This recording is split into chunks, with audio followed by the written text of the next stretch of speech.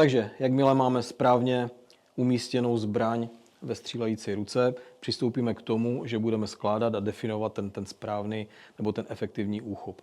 To znamená, máme zbraň vysoko, máme ji hluboko, prst mimo spoušť. V tuhletu chvíli nám obslužná levá ruka u toho pravého střelce obepíná grip zbraně a snažíme se vytvořit ten dominantní tlak, je spíš na té obslužné levé ruce. Ta pravá střílející ruka, ten tlak můžeme definovat v podstatě jenom pevný úchop, nicméně ten důraz, ta dominance, ten fokus na ten úchop je v té levé obslužné ruce.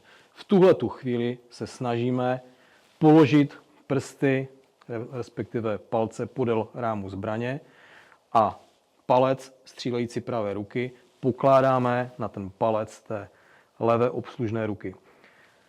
Co je důležité? Vytvořit kontaktní plochu mezi těma dvěma palci, a to v tom smyslu, že tohleto tření, tahleta třecí plocha nám vytváří protitlak proti tomu zdvihu zbraně, to znamená ve chvíli, kdy budeme mít správně přiloženo, bude docházet k tomu, že zbraň se nám bude méně zvedat do toho zdvihu.